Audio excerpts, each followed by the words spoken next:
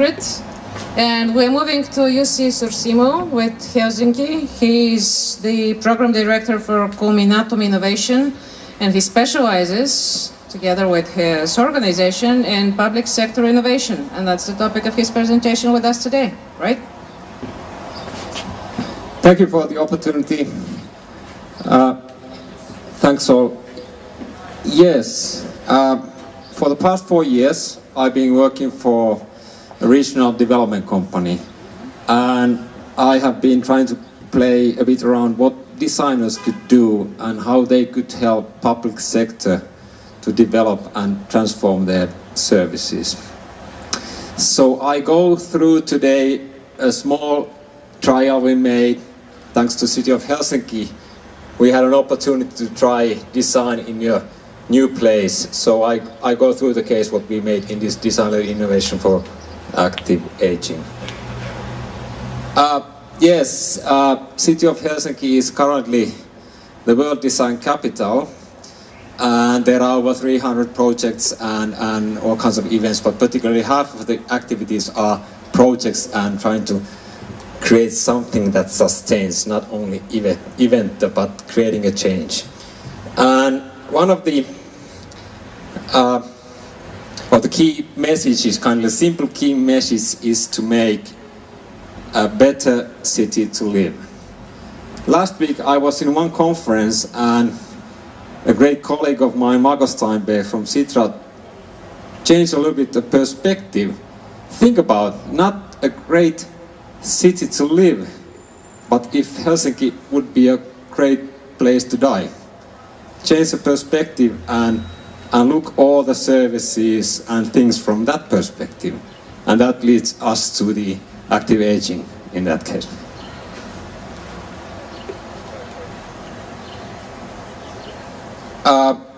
We tried, our case is related to Lauttasaari city district, where actually what was done there and what has been done there is actually create a new kind of model, since in the future there will not be enough money to take care of all the elderly people, and there will not be enough people to take care of the old people. So it is not enough to develop the existing services, though there is a need for radical new services. And what's radical in this Helsinki case, the care manager is not there only to provide good services for them, but the role of the care manager or service manager is to kind of asking the questions, how could I improve your life and make you happy? Which is very different from that, how can I provide efficient and good services?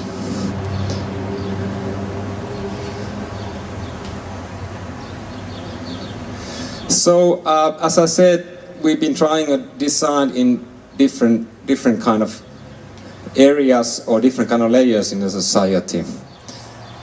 Most of the time the design is traditionally done in a product and service layer, like we just heard about service design. Today in our workshops we were talking about kind of a social design. How do we really make the change how the people behave and how they think about their life? That they really think from I can do something, I want to help. Not only the old, but their relatives, their neighbors, their friends, and so forth. So where we tried service design, that City of Helsinki has run this project, Lauttasaari City District project, for around 2 years, I think. And they had some designers, and they are doing a great job by themselves on the operative level, on the service layer level. But we made it with the designers, we kind of researched that what happens after the pilot when somebody has to decide about how the money is allocated in a new way, who does and what, how the roles and responsibilities between different departments and utilities go in the future. So how the decision-making model and decision-making processes takes these new innovation projects and really that we can make these new concepts of of personal budgeting and the care manager model, we can make them sustain. We can make them as a normal processes, normal budgeting processes. People are trained for that, etc., etc. So we really look for the upper layer there. What's the role of design in policy and decision making? And the last slide here, what we did actually in practice with the designers. Before the project, we have to look for money. Luckily, we got the funding from the EU and the project went through, so we got the money and we had the idea that, yeah, let's use the designers on the policy and decision-making level. Then we have to, of course, define what type of design competencies we need. What do we want from the designers? What is the output, what we get from them, and how do we procure them? How do we find them? How do we do it according to procurement law? And design-led innovation is kind of catalyzing the change. The change is there. This is just an add-on on the project which is already going on quite strongly. So what did the designers do during the process? They started to identify the key people. We had a metaphor. There are locks in the decision-making processes. So we have to find the key people who can open the locks, who can change things in the existing budgeting processes and so forth.